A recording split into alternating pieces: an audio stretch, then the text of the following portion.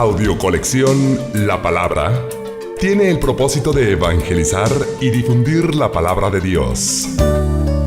Revisada y avalada por el presbítero Fernando Lugo Serrano, licenciado en Filosofía, Teología, Historia de la Iglesia y Ciencias Bíblicas, catedrático del Seminario Mayor, fundador del Instituto Bíblico Católico de Guadalajara y autor de varias publicaciones, quien ahora dirige estas palabras.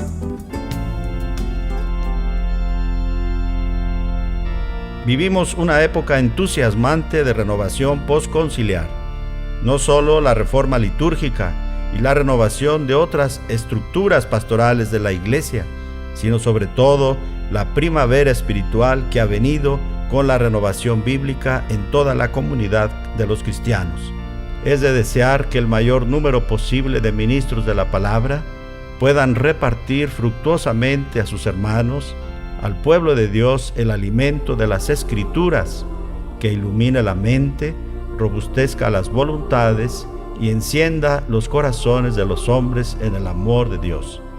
Este es el trabajo que ha hecho el profesor José González Martínez, exalumno egresado del Instituto Bíblico Católico de Guadalajara, con varios años de experiencia en la enseñanza de la palabra de Dios y avalado siempre por el respaldo de los pastores de la comunidad.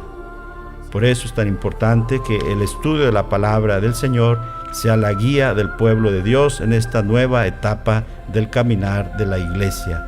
Felicito al maestro profesor José González Martínez por su trabajo, porque lo hace siempre en comunión con los pastores de la Iglesia, el magisterio de la comunidad de la Iglesia. Que siga adelante, inspirado siempre por la luz del Espíritu, para compartir con sus hermanos la riqueza inagotable de la palabra de Dios.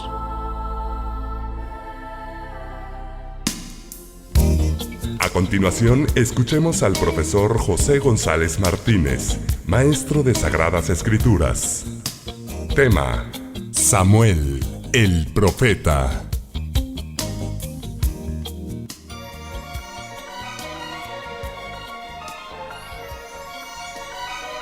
Samuel fue amado por su Señor.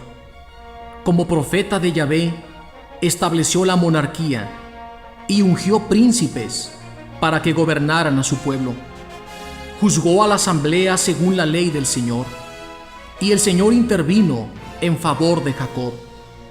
Por su fidelidad mostró ser profeta. Por sus palabras se acreditó como vidente veraz.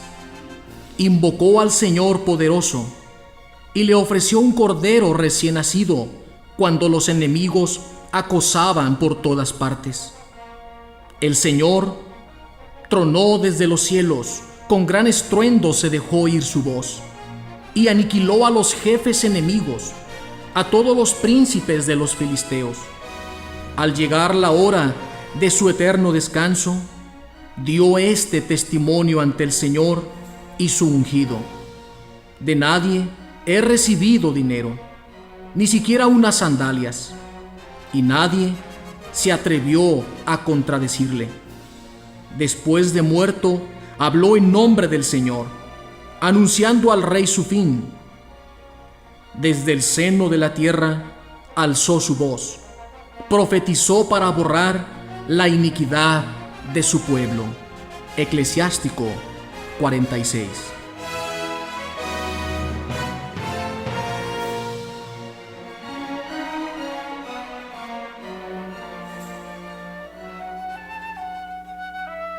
La vida y la actividad del profeta Samuel la encontramos en dos libros en la Biblia que llevan su nombre.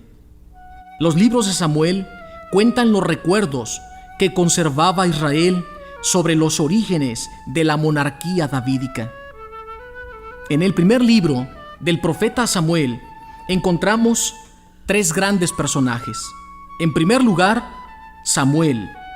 En segundo, el primer rey de Israel, es decir, Saúl.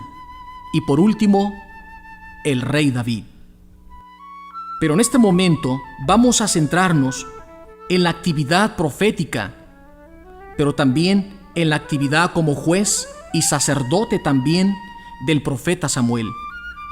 Pero antes de entrar en su vocación, primero vayamos a escuchar cómo fue ese nacimiento milagroso que Dios le concedió a esa mujer llamada Ana, que un día oró al Señor con gran insistencia.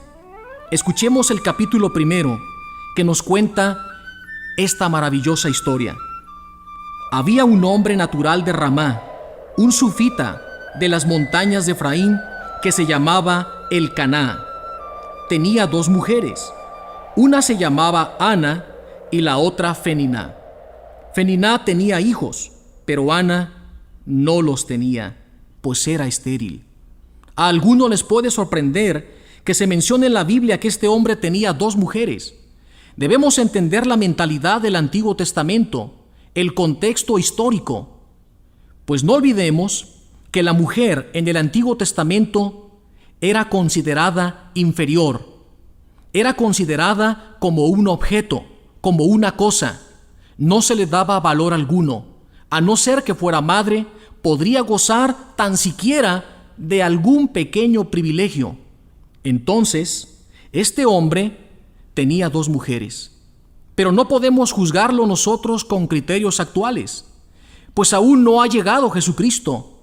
Cuando venga Él, esto acabará, pues el Señor Jesús va a instaurar el sacramento del matrimonio, y a partir de ese momento surgirá un nuevo impulso de lo que es la vida, de lo que es la familia, de lo que es la iglesia, y cómo el matrimonio llega a ser una verdadera iglesia doméstica, un lugar de santidad, un lugar de amor, un lugar donde los hijos crecen, un lugar en el que se convierte una escuela del más alto humanismo. Pero ahora regresemos al texto. Este hombre subía todos los años desde su pueblo a adorar y ofrecer sacrificios al Señor, pero lo hacía en Silo, donde los hijos de Eli, Hofni y Pinjas, eran sacerdotes del Señor. Llegado el día en que le correspondía, Elcaná ofreció el sacrificio y daba a su mujer Feniná y a todos sus hijos e hijas sus porciones. A Ana le daba solo una, y eso que él prefería a Ana, pero el Señor la había hecho estéril. Su rival la insultaba para humillarla, porque el Señor aún no le había concedido tener hijos. Y así año tras año, cada vez que subían al santuario del Señor, la insultaba del mismo modo. Una vez Ana se puso a llorar y no quería comer. Entonces su marido Elcaná le dijo: Ana, ¿por qué lloras? ¿Por qué no comes? ¿Por qué estás triste? ¿Acaso no valgo yo para ti más que 10 hijos? Después de comer y beber, en Silo, Ana se levantó.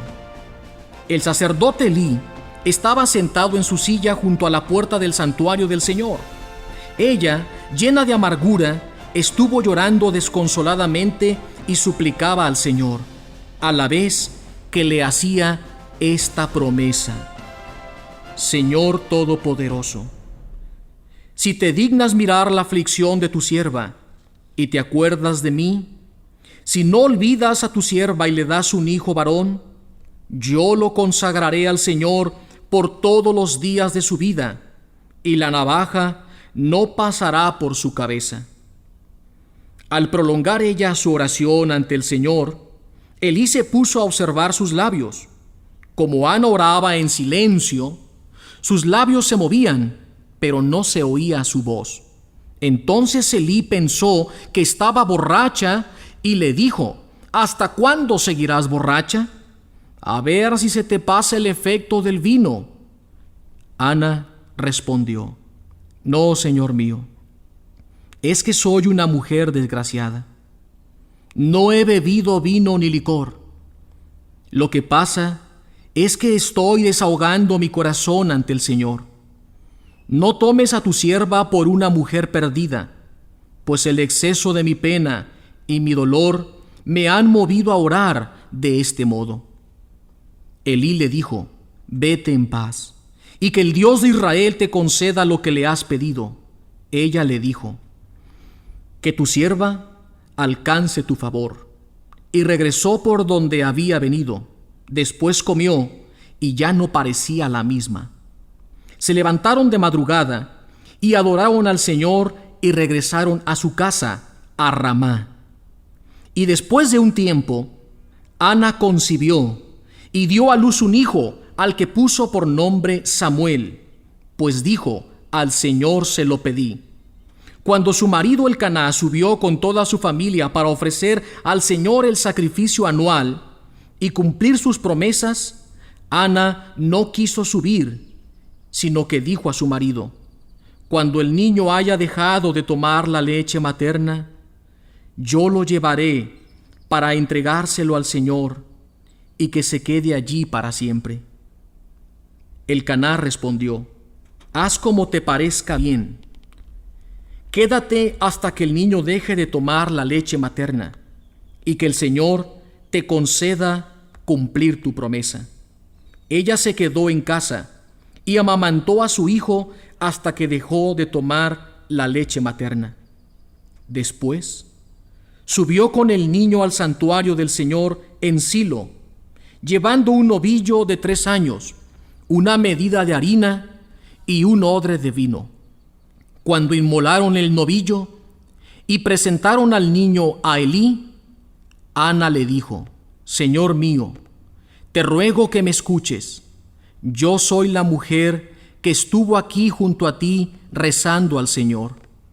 Este niño es lo que yo pedía, y el Señor me ha concedido lo que le pedí.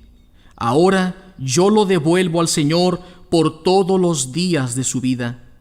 Él quedará al servicio del Señor. Y se postraron allí ante el Señor. Y el niño quedó al servicio del Señor junto al sacerdote Elí. Mientras tanto, el niño Samuel iba creciendo y se ganaba el aprecio del Señor y de los hombres. Qué difícil promesa es la que Ana le ha prometido al Señor: darle a su hijo primogénito. Pero el Señor premiará la actitud de la madre, haciendo de ese niño un gran profeta en todo Israel, del cual se beneficiará toda una nación. Así es el Señor. Él bendice y responde de formas extraordinarias cuando nosotros cumplimos nuestras promesas delante de Él. Samuel llegó a ser un gran personaje, un profeta extraordinario, un gran juez en Israel, acreditado y reconocido por todo el mundo. Además, el Señor se sirvió de él para renovar el sacerdocio.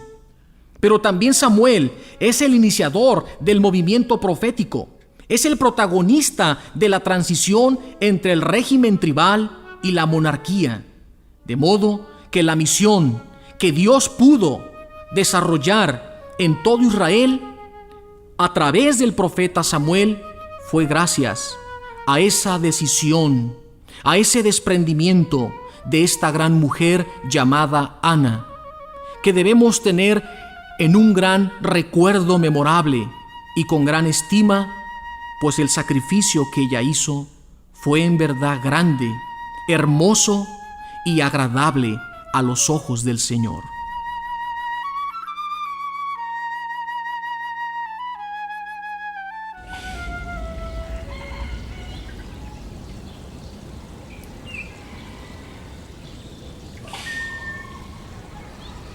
En el capítulo 3 del primer libro de Samuel se nos narra su vocación. Vayamos a descubrir cómo fue esta llamada de parte del Señor. El joven Samuel estaba al servicio del Señor con Elí. La palabra del Señor era rara en aquel tiempo y no eran frecuentes las visiones. Un día estaba Elí acostado en su habitación. Sus ojos comenzaban a debilitarse y apenas podía ver. La lámpara de Dios todavía no se había apagado. Samuel estaba durmiendo en el santuario del Señor, donde estaba el arca de Dios. El Señor llamó a Samuel: Samuel, Samuel. Él respondió: aquí estoy. Fue corriendo a donde estaba Elí y le dijo: aquí estoy, ¿por qué me has llamado? Elí respondió: no te he llamado, vuelve a acostarte. Y Samuel fue a acostarse. Pero el Señor lo llamó otra vez: Samuel. Samuel se levantó, fue a donde estaba Elí y le dijo: aquí estoy, ¿por qué me has llamado? Respondió Elí: no te he llamado, hijo mío, acuéstate de nuevo. Samuel no conocía todavía al Señor. No se le había revelado aún la palabra del Señor. ¿Cómo es eso? Este versículo 7 nos debe llamar la atención. Samuel no conocía todavía al Señor. ¿Cómo es que el texto dice que todavía Samuel no conocía al Señor? ¿Acaso no había sido consagrado desde el seno materno y ofrecido al Señor por su madre como un signo de gratitud por haber recibido el don de la fecundidad? ¿Cómo es posible que aquí se nos diga que todavía no conocía al Señor, aun cuando en el verso 1 dice: el joven Samuel estaba al servicio del Señor con el sacerdote Elí? Esto es un mensaje maravilloso, porque no se trata de tener una información de lo que es Dios, sino conocerle realmente a Él. Nadie puede conocer al Señor si el Señor mismo no lo llama. Samuel no había tenido su encuentro personal con Dios.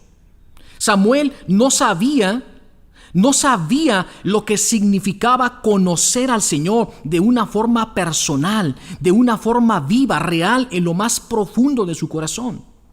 Samuel sabía de la existencia de Dios. Había sido instruido por el sacerdote Elí, pero él no conocía personalmente al Señor. Porque conocer a Dios no significa tener solo información de Él. ¿Qué significa entonces conocer en la Biblia? Para nosotros, la palabra conocer o el significado de lo que es conocer se remite solamente a lo exterior. Nosotros creemos que conocemos a una persona por el físico, por el exterior. No así en la Biblia. Conocer en la Biblia significa interiorizar en el corazón de una persona, entrar en una amistad especial. Es indagar en el corazón, es conocer el pensamiento, los sentimientos, los gustos, los deseos de la otra persona a la que se está amando. Samuel no conocía todavía al Señor. ¿Cuántas veces nosotros, creyendo que por tener una información de Dios, pensamos que ya lo conocemos? No es así. No es así lo que ahora se nos revela en el versículo 7. Supongamos, yo puedo tener una información de lo que es la Biblia, pero sin embargo no conocer a Dios. Una cosa es la información que podamos tener de cualquier cosa o de una persona o incluso de Dios, y otra cosa es muy diferente que yo tenga un encuentro vivo y personal con Dios, y que esa llamada de parte de Dios, que es un don, que es una gracia, me haya hecho conocerlo en un proceso. Esto es realmente asombroso. ¿Cuántas personas creen o viven una vida sin sentido o engañados porque creen que esa información es suficiente? No es así. No se trata de tener una información de la palabra de Dios o de las cosas de la iglesia o de los sacramentos, sino una vivencia. Ni tampoco una experiencia, porque la experiencia pasa, la vivencia permanece y marca el corazón de una persona. Pidamos al Señor la gracia de conocerlo, que también nosotros podamos experimentar y tener ese encuentro vivo y con Él, que podamos tener esa vivencia de Dios para que nuestro conocimiento de Él sea cada vez más perfecto. Hay muchos lugares de encuentro para conocer a Dios. Por ejemplo, la Biblia es la palabra de Dios. También es una información, pero cuando tú la lees con un espíritu de oración, buscando un encuentro vivo y personal con Dios, el Señor también te va a revelar su palabra, como lo hizo con el profeta Samuel. Dice el verso 7, Samuel no conocía todavía al Señor, no se le había revelado aún la palabra del Señor. Cuando nosotros leemos la Biblia, no debemos contentarnos con solo recibir o obtener una información, sino una revelación de la palabra. Señor, ahora que me dispongo a estudiar, a meditar, a leer tu palabra, abre mi mente para que yo pueda conocerte, para que yo pueda tener una revelación de ti. La palabra de Dios es un lugar de encuentro seguro para conocer mejor al Señor, pero también la oración. El Señor también se nos va revelando y se nos va dando a conocer a través de una oración personal, a través de una oración comunitaria, a través de una oración familiar. Pero hay otros lugares de encuentro que son extraordinarios. Otro lugar de encuentro donde tú puedes conocer a Dios y recibir esas gracias especiales son los sacramentos. Muchas personas tienen información de lo que es la misa, tienen información de lo que son los sacramentos, mas sin embargo, cuando están participando dentro de uno de ellos, los toman solamente como ritos externos, y eso no transforma el corazón, porque no hay fe, no hay anhelo, no hay deseo ardiente de tener un encuentro vivo y personal con el Señor a través del sacramento y de las gracias que recibimos de Él. Qué importante es ir a misa con un corazón anhelante, dispuesto, esperando que sucedan grandes cosas de parte del Señor, buscando conocer más, buscando interiorizar más, buscarlo de corazón, y el Señor se nos va a revelar.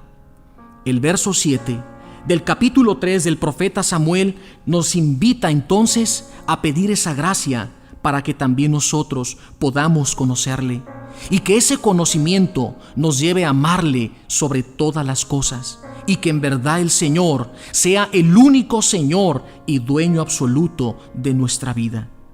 Enseguida, dice el texto, por tercera vez llamó el Señor a Samuel. Este se levantó, fue a donde estaba Elí y le dijo: aquí estoy, ¿por qué me has llamado? Es una cosa tan desacostumbrada en sus días que Dios hable, que le cuesta bastante entender que el que habla y llama es Dios. Entonces comprendió el sacerdote Elí que era el Señor quien llamaba al joven y le aconsejó: vete, acuéstate, y si te llaman, responde: habla, Señor, que tu siervo escucha. Samuel se fue y se acostó en su sitio. Vino el Señor, se acercó y lo llamó como las otras veces: Samuel, Samuel. Samuel respondió: habla, que tu siervo escucha. Y el Señor le dijo: mira, voy a hacer en Israel una cosa que hará retumbar los oídos de quienes oigan hablar de ella. Aquel día ejecutaré sobre Elí todo lo que he dicho contra su familia, desde el principio hasta el fin. Ya le he hecho saber que voy a castigar a su familia para siempre, porque él sabía que sus hijos ultrajaban a Dios y no los corrigió. Por eso juro a la familia de Elí que su culpa no podrá expiarse nunca, ni con sacrificios ni con ofrendas. Samuel siguió acostado hasta la mañana siguiente, y después abrió las puertas del santuario del Señor. Samuel no se atrevía a contar a Elí la visión, pero Elí lo llamó y le dijo: Samuel, hijo mío. Él contestó: aquí estoy. Y Elí le preguntó: ¿qué es lo que te ha dicho? No me ocultes nada. Que Dios te castigue si me ocultas una sola palabra de lo que Él te ha dicho. Entonces Samuel le contó todo, sin ocultarle nada. Elí dijo: Él es el Señor, que haga su voluntad. Samuel crecía y el Señor estaba con él. Ninguna de sus palabras dejó de cumplirse. Todo Israel, desde Dan hasta Beerseba, supo que estaba acreditado como profeta del Señor. El Señor continuó manifestándose en Silo, pues era allí donde revelaba su palabra a Samuel. La palabra de Samuel se escuchaba en todo Israel. En esta primera parte del relato vocacional de Samuel encontramos el primer punto de la misión profética. El Señor le invita a ser un profeta en medio de su pueblo. Pero Samuel recibe una triple misión. No solamente será profeta de Israel, sino que también será sacerdote y juez. En el capítulo 7, en el verso 8 y siguientes, se nos revela la segunda parte o función de la misión de Samuel como sacerdote. Y dice el texto: y rogaron a Samuel: no dejes de interceder por nosotros ante el Señor nuestro Dios, para que Él nos salve de los filisteos. Samuel tomó un cordero muy tierno y lo ofreció entero en holocausto al Señor. Después intercedió ante el Señor en favor de Israel, y el Señor lo escuchó. Mientras Samuel ofrecía el holocausto, los filisteos se acercaron para atacar a Israel. Pero aquel día el Señor envió grandes truenos contra los filisteos, los desconcertó y fueron derrotados por Israel. En esta segunda parte de la visión del profeta, vemos claramente cómo ofrece un sacrificio al Señor, algo que solamente correspondía al sacerdote. Aquí Samuel está cumpliendo esta segunda misión. Y la tercera la encontramos en el verso 15 del mismo capítulo 7. Samuel actuó como juez en Israel durante toda su vida. Cada año hacía un recorrido por Betel, Gilgal y Mizpah, y desde todos estos sitios juzgaba a Israel. Después regresaba a Ramá, donde tenía su casa, y seguía juzgando a Israel. Allí construyó un altar al Señor. Con esto podemos ver claramente la triple misión que el Señor le confió: ser profeta, ser sacerdote y ser juez.